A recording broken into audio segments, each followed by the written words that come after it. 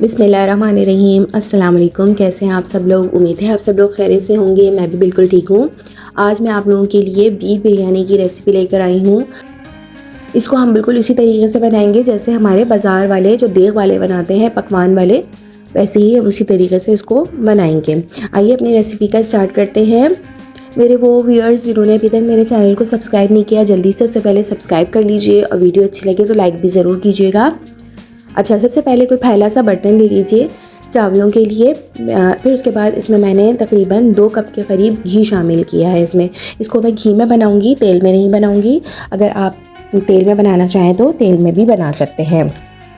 जब हमारा घी गर्म हो जाए तो मैंने इसमें कुछ खड़े मसाले इस्तेमाल किए हैं। 1 दालचीनी की स्टिक ली है मैंने, 1 बड़ी इलायची ली है, 2-3 छोटी इलायची ली हैं, आधा चम्मच ज़ीरा लिया है, 1 बादियान का फूल लिया है, 2-3 लौंगे, 2-3 काली मिर्चें, जितने भी आपके खड़े मसाले हैं वो सारे आप इसमें शामिल कर दीजिए। जब हमारे खड़े मसाले अच्छी तरह से कड़कड़ाने लगें तो फिर आप इसमें 1.5 चम्मच अदरक लहसुन का पेस्ट भी शामिल कर लीजिए।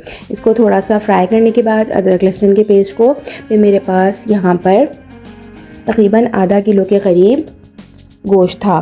ये मेरे पास बछिया का गोश्त है, वो मैं इसमें शामिल कर दूँगी। गोश्त की अच्छी तरह से भुनाई करने के बाद 5-10 मिनट अच्छी तरह से भून लीजिए। फिर उसके बाद मेरे पास रफली चॉप मेरे पास प्याज थी, वो मैंने डाल दिया, और 4-5 हरी मिर्चें साबुत हैं वो भी मैंने इसमें शामिल कर दी हैं। खुश्क मसालों में मैंने जो शामिल किया है उसमें मैंने 1 टीस्पून मैंने लाल मिर्च का पाउडर लिया है, 1 टीस्पून मैंने धनिया पाउडर लिया है, और 1/4 टीस्पून मैंने हल्दी का पाउडर इस्तेमाल किया है, और 1/4 टीस्पून मैंने जायफल जावित्री का पाउडर इस्तेमाल किया है। 1 चाय का चम्मच मैंने नमक इसमें शामिल किया है। फिर उसके बाद मैंने इन सब चीज़ों को अच्छी तरह से मिलाने के बाद मेरे पास ये एक नींबू था, उसको मैंने छिलकों के साथ ही बारीक बारीक काट लिया है, वो भी मैंने इसमें शामिल कर लिया है। इससे ये फ़ायदा होगा, एक तो हमारी बिरयानी में टेस्ट बहुत ज़बरदस्त आता है नींबू के छिलके और इसका जूस डालने से, और हमारा गोश्त भी बहुत जल्दी गल जाता है। अच्छा, ये सब चीज़ें अच्छी तरह से आप शामिल कर लीजिए, मिला लीजिए। फिर मेरे पास यहाँ पे 6 से 7 बड़े टमाटर थे, इनको मैंने रफली काट लिया है, वो भी मैं इसमें शामिल कर दूंगी। बस मसालों में मैंने यही चीज़ें अभी फ़िलहाल शामिल की हैं। फिर आगे जाके इसमें मैं क्या शामिल करती हूँ फिर मैं बताती हूँ। ये सब अच्छी तरह से मिलाने के बाद अच्छी तरह से मैंने तकरीबन 1 गिलास के करीब इसमें पानी डाला है, और मैं ये सब चीज़ें गलने के लिए छोड़ दूँगी। तकरीबन 1.5 घंटे के बाद हम ढक्कन उठाकर देखेंगे कि क्या पोजीशन है। मैं अपनी रेसिपीज़ में यही ट्राई करती हूँ कि आप लोगों के लिए सिंपल से सिंपल रेसिपीज़ लेकर आऊँ जो बहुत आसानी से बन भी जाएँ और हमें ज़्यादा टाइम भी ना लगे। पानी शामिल करने के बाद अच्छी तरह मिलाने के बाद टमाटर के पानी में ही, और जो हमने पानी डाला है 1 गिलास, उसी में ही हमारी तमाम चीज़ें गल जाएंगी। इसको हम 1.5 घंटे के लिए ढक के छोड़ देंगे हल्की आंच पे। अच्छा, 1.5 घंटे के बाद देखिए हमारे जो कौरमा है बिरयानी का, उसकी ये पोजीशन है। फिर मैंने यहाँ पे 6 से 7 आलू लिए थे, उसको मैंने बीच में से काट के इसको जर्दे के रंग और हल्के से नमक में भिगो दिया था, वो मैं आलू इसमें शामिल कर दूंगी। अभी हमारी गोश्त में कसर बाकी है गलने में, तो आलू भी हमारे गल जाएंगे आधे घंटे के बाद, और तकरीबन हमारा गोश्त भी गल जाएगा। इसको मैं दोबारा दम पे रख दूँगी।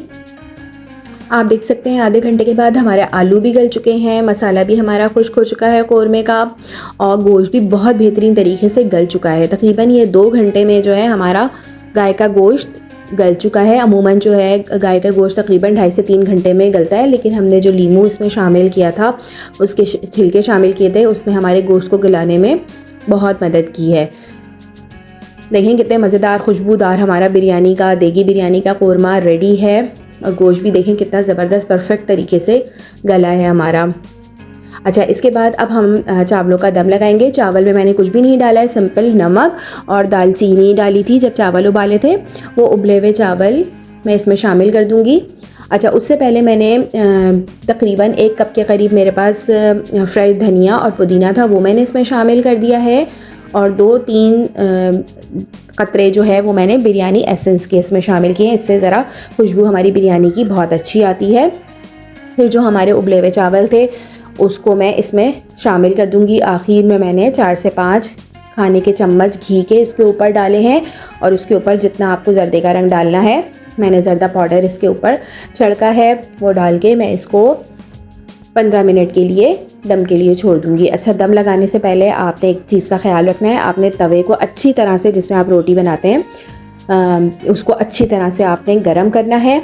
गरम करने के बाद आपने अपनी जो भी पतीली है वो इसके ऊपर रख के हल्की आंच पे दम पे रखना है। आप लोगों ने कपड़े का दम ज़रूर लगाना है। मेरे जो ढकना है उसमें स्टीम बाहर नहीं निकलती है और मुझे अभी फ़िलहाल कपड़े के दम लगाने की ज़रूरत नहीं थी, लेकिन आप लोग बिरयानी में कपड़े का दम ज़रूर लगाया करें। इससे ये होता है कि हमारा जो एक्स्ट्रा पानी होता है वो कपड़े में सोख हो जाता है और हमारा एक एक दाना चावल का जो है वो अलग अलग बनता है। उम्मीद है आप लोगों को मेरी ये बिरयानी की रेसिपी बहुत अच्छी लगी होगी। कोई मुश्किल नहीं है, बहुत आसान तरीके से मैंने आपको बिरयानी बनाना सिखाई है। अपना बहुत ख्याल रखिएगा। मिलते हैं नेक्स्ट वीडियो में नई रेसिपी के साथ। जिन्होंने अभी तक चैनल सब्सक्राइब नहीं किया जल्दी से चैनल सब्सक्राइब कर दीजिए ताकि मेरे चैनल को ग्रो करने में मदद मिले, और वीडियो को लाइक भी ज़रूर कीजिए। लाइक करना बिल्कुल नहीं भूला करें और कमेंट में ज़रूर बताएं आपको मेरी ये बिरयानी की रेसिपी कैसी लगी। अपना बहुत ख्याल रखिएगा। मुझे और मेरे चैनल KBF कुकिंग को भी दुआओं में ज़रूर याद रखिएगा। अल्लाह हाफ़िज़।